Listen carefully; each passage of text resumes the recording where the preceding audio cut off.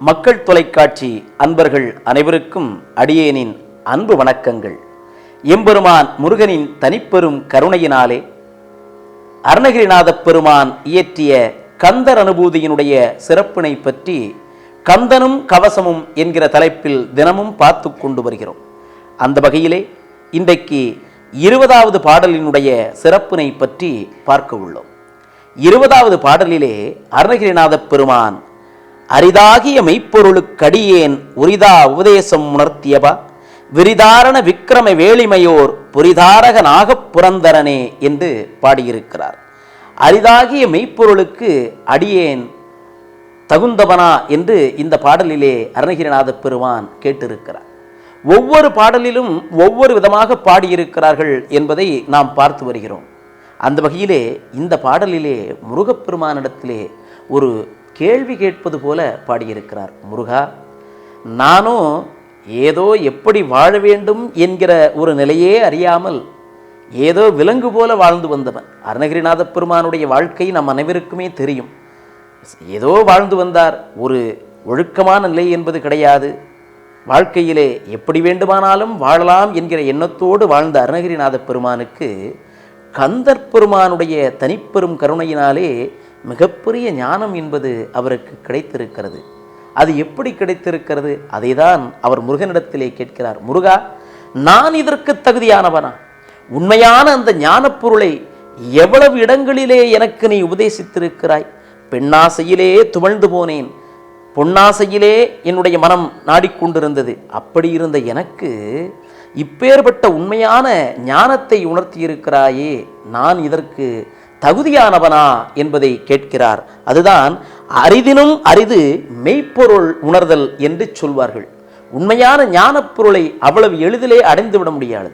பொதுவாக நம்முடைய தேசத்திலே இருக்கக்கூடிய ஒவ்வொரு ஞானிகளும் முனிவர்களையும் பார்த்தீர்கள் என்று சொன்னால் எத்தனையோ தவங்கள் செய்து எத்தனையோ முயற்சிகள் செய்து சதாதனமும் இறைவனுடைய நாமத்தையே சொல்லி வாழ்க்கையிலே எல்லா விதமான ஆசைகளையும் அறுத்து அதற்காகவே பயிற்சி செய்து அதற்காகவே வாழ்க்கையை தவ வாழ்க்கை வாழ்ந்து இறைவனுடைய அருளை பெற்றிருக்கிறார்கள், உண்மை ஞானத்தை பெற்றிருக்கிறார்கள். முருகா, ஆனால் நான் அதற்கு எதற்கும் தகுதி இல்லாதவன். அப்பேற்பட்ட எனக்கு இந்த பொருளை உணர்த்தியிருக்கிறாயே என்று இந்த பாடலிலே சொல்லியிருக்கிறார். எப்படி?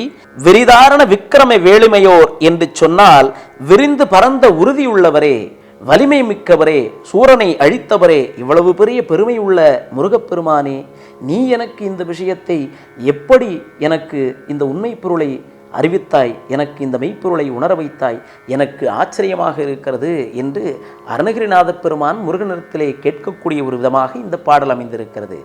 உடனே நாம் நினைத்து விடக்கூடாது, அருணகிரிநாதப் பெருமானே முருகனிடத்திலே எப்படி கேட்டிருக்கிறார் என்று சொன்னால், அருணகிரிநாதப் பெருமானுடைய தன்னடக்கம் அது.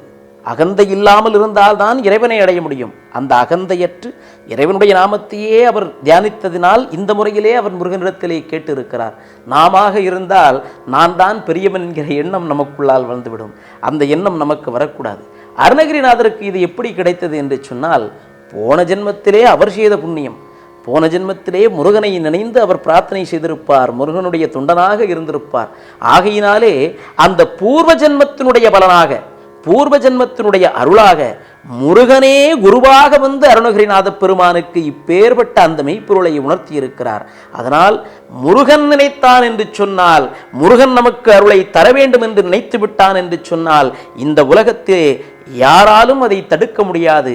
நிச்சயம் நாம் முருகனுடைய அருளை பெறலாம், மெய்ப்பொருளை உணரலாம் என்பது இந்த பாடலின் மூலம் நமக்கு தெரிந்திருக்கிறது. ஆகையினாலே மனிதராக இருக்கக்கூடிய நமக்கு வேண்டியது உண்மையான பக்தி மட்டுமே. உண்மையான பக்தி இருந்தது என்று சொன்னால், உண்மையாக நீங்கள் முருகனை நினைந்து உருகினீர்கள் என்று சொன்னால், நிச்சயம் முருகன் நமக்கும் மெய்ப்பொருளை உணர்த்தி நாமும் அவருடைய பாதத்தை சரணாகதி அடையக்கூடிய நிலையை தருவான்.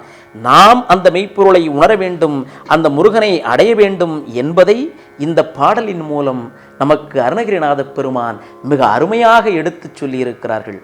ஆகையினாலே பொதுவாக ஒரு பாடலை பாடுவது என்று சொன்னால் அந்த பாடலுடைய நாதனை மட்டும் பாடுவதல்ல, அந்த பாடலை எழுதிய அந்த அடியார்களையும் மனதிலே நினைந்து நாம் பாட வேண்டும். ஆகையினாலே தினமும் கந்தர் அனுபூதியை பாராயணம் செய்யும் பொழுது எப்படி முருகனை தியானம் செய்து நினைக்கிறீர்களோ அதேபோல அருணகிரிநாத பெருமானையும் தியானம் செய்து நினைத்தீர்கள் என்று சொன்னால் முருகன் நிச்சயம் நமக்கு அருள்வான். ஏனென்றால் அவனுடைய சீடனாகிய அருணகிரியை நினைந்து பாடியிருக்கிறாயே என்கிற நினைந்து நம்மை வணங்குகிறானே என்கிற எண்ணத்தில் இறைவன் நமக்கு அருள்வான். ஆகையினாலே தினமும் இந்த பாடலை பாராயணம் செய்து எம்பெருமான் முருகனுடைய தனிப்பெரும் கருணையையும் அருணகிரிநாத பெருமானுடைய அருளையும் பெறலாம். நன்றி, வணக்கம்.